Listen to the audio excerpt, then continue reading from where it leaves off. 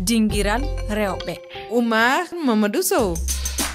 tedduɓe heeɗiɓe RFI fulfulde daɗi duniyaru on calminama. bisimilla moon e taskaram men dingiral rewɓe. dingiral rewɓe e nde talatare handi jewteten koko fewti e fitinaji kewɗi fawede e dow rewɓe puuniɓe woɓɓe mbiya jaabiyaɓe. teskama e leyɗi kewɗi nden rogere e rendoji meɗen ene guuri caɗele hen e sahaji hay dow leydi ina heɓtoɓe e dow dalillaji adiyankoji ɗi gonɗani. ma en kal kadi e nder nde yewtere mette ɗe ɓen rewɓe puuneɓe walla jaabiyankoɓe guuri saabu faltede e joñedi. ma en jewtiɗe e ardiɓe pelli kam e daruniɓe haqqeji maɓɓe.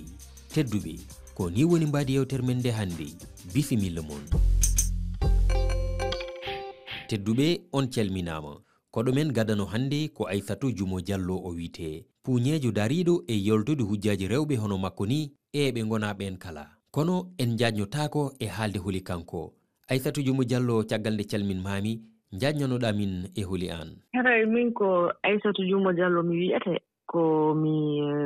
deuxiéme dauphine Miss Guinée 2023 e kadi mi waɗuno Miss Pouli 2023 min gañino e Miss Global Guinée 2023 e kadi Miss Global West and Central Africa 2023 e takko ɗum noon kadi miɗo mari fondation an humanitaire ɗon inneteɗo ADD Foundation. ɗum ɗon kadi ko fii wallitagol jamaji ɗi na fii puuli ɓen tun mais ko fii jama on en général e takko ɗum noon kadi miɗo mari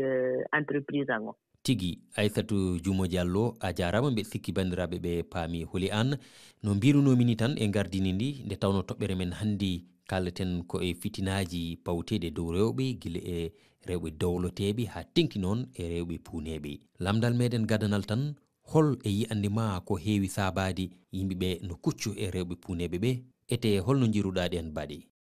fii ndu muradu ko innete viol rewɓe men ɓen Afrique ɗo surtout la Guinée ɗo woni muradu anin ndu en fo men par ce que hina raariyugol rewɓe hino violé mais probléme on no hulɓini kadi ɓuri rewɓe puuli ɓen par ce que eɗen anndi ɗo jama on ko ɓuri jogade e rewɓe puuli ɓen ko miijoji ɗi feewa sabu ɓe gaynaari faamude taw ko honɗum woni fii puuliyagal donc buyno sikkiti haray siɗa wondi e debbo puulijo si a waalodi e makko a heɓay arsike a heɓay jawdi donc ko ɓuri ko ɗum ɓe ɓurata miijade donc généralement si ɓe ari e yanugol e debbo puulijo hina fii forcément heɓugol plaisir wono no ɓe ɗaɓɓirta noon e ɓeya rewɓe ko ɓuri ko ŋaray ko ɓe ari ko karamukojo naɓi ɓe ko fii piiji sadaka e ko nanditata e mum donc woɓɓe goo kadi no toon ko waɗirta ko fii juste kumpa ayi ɓe aray ɓe inna bon kamɓe ɓe testi façon rewɓe ɓen fof joni ko luttani ɓe ko fii debbo puulijo on donc haray ɓe humpay ɓe sikka ɓay ɓanndu ɗum no rawni donc haray si ɓe wumdi e debbo puulijo on hino seedi e ko ɓe wondata ɓeya rewɓe luttuɓe donc ko ɓuri hulɓinade ɗum ɗon kadi c'est que rewɓe puuli ɓen buyi suusata wowlude hay si ɓe heɓi piiji goo no ton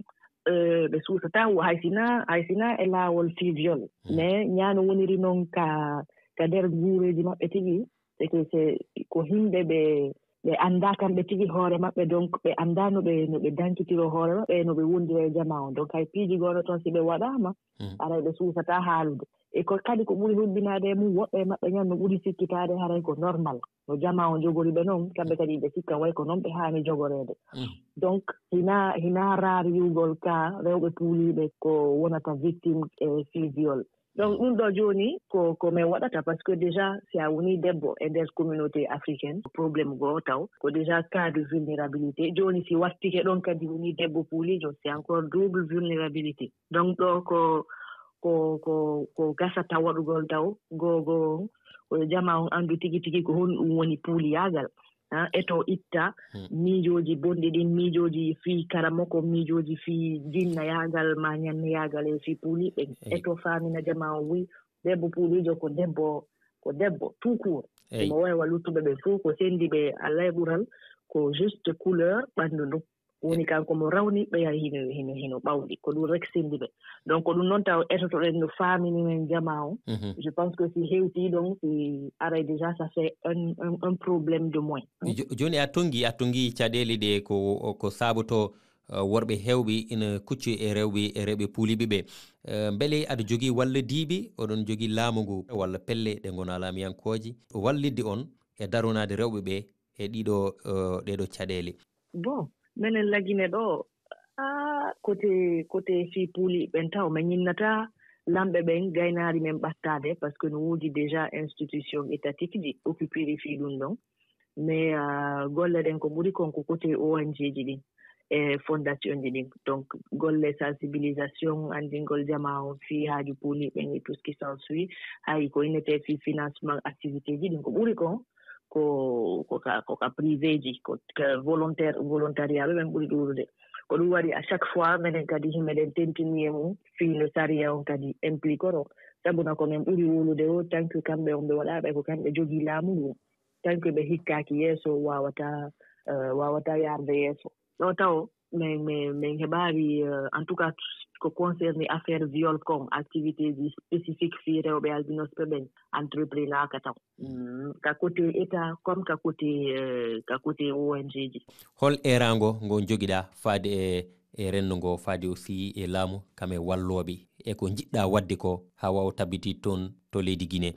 Message momin jonna taw yoɓe wallito initiative ji amen ɗin fi wallugol koye pay koye ɗon par exemple ɓe iwa kader tarawji ɓe heɓa kamɓe kadi no ɓe jangira ɓe heɓa no ɓe heɓira avenir ɓeri jannguɓe ɓen kadi wallito men par ce que ɗum ɗon kadi no sonji men ka insertion socio professionnel donc wallito men ɓeri jannguɓe ɓen kadi no ɓe heɓira golle sabuna wonde haray hiɓe mari talent hiɓe mari la bonne formation mais haray jama ono duti ƴettugol ɓe par ce que hoolaki carrément c'est quelqu'un de capable ko neɗɗo wawɗo goɗɗum. Aissatou Djumo Diallo mi yetti. Ko ɗumen ɗimmo tedduɓe ko Fatoumata Soumaré o wite ko hoorejo feddi puuñeɓe wonɓe e nder diwal Tambacounda funnague worgo Sénégal. Mi salminima Fatoumata Soumaré. Mi salminimama Seydou Sow, mi salmini dendagal keɗotoɗo RFI. Fatoumata beele toon to nokku mon o Tambacounda oɗon keɓa toon caɗele e ɗiɗo fitinaji ɗi kalɗen? Bon ka goto kam min keeɓi ɗum gay ko membre amen mi watta dévoilé mais deux fois mo waɗa subir des agressions o tinnata sah jomum en goto o hay ko yuwimo ko laɓini ko yuwimo ko laaɓi e koyngal donc ene woodi mi wiyata woodani te aussi élection ɓennuɗo o aussi Thiès aussi min nani ko wayi hono noon wonde suudu won goto e albinos uji jiranoɗo dajjitede Thiès e Kaolack fof d'ailleurs donc ko violence uji goɗɗi e ɗum woodi andi kam garɗo ha feccere jamma yiiɗi dajjide suudu jomum jogaki intention moƴƴo par ce que tawno ko joguiɗo intention moƴƴo ko ñalawma garata tawa jomum to joɗi ɗo wona dajjide suudu muɗum donc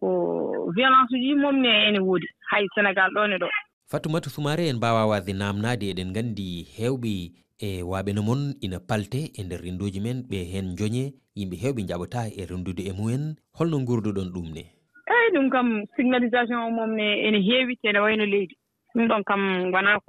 ko gasata déjà fuɗɗi koye leeɗe he nder galleji he ha fayi e école aji he donc ɗum ko hunde wonde wurɓe ɗum ne mbayno leydi won puñaneɓe jibinaɓe e nder Tamba jinnaɓe mumen daro mbiya wonde mi jibinanimo par ce que min ɓanndo jogui ɗum min leñolam fof mi yiyani jogui ɗum an andi ɗum guittuɗa ɓiye ɓe taw ko gorko e hoore mum wiyata noon tawa ko gorko o jaati hoore mum wiye jibinani ɓiɗɗo o par ce que kanko leñol makko fof yiyani mbaɗo noon donc holto debbo o wawi ittude on ɓiɗɗo ne woodi gueɗel gonngel ngel koto école aji to walla ni e leeɗe he jalta jiiya ɓe ne tutta e ɓallu men ɓe ne dogma walla jomum soynema wona e lugde makko fuñe tubab ɗum ne woodi to école aji to ngara jooɗoɗa e table ban heddiɓe fof jaaha so tawi ko yeeso mbaɗɗa arrangé o heddiɓe fof jaaha jooɗoyo banggue goɗɗo jaɓata rendude ma ban mama stigmatisé sene pija mbanna nder haaju men ngala e maɗa sa woni tiɗɗo mentalité noon mbaɗa fort mentalité bon a waɗat tout pour wadde intégré groupe mais so tawi komo ganduɗa hoore man waɗi faible ko waɗat abandonné à bas âge. ɗum noon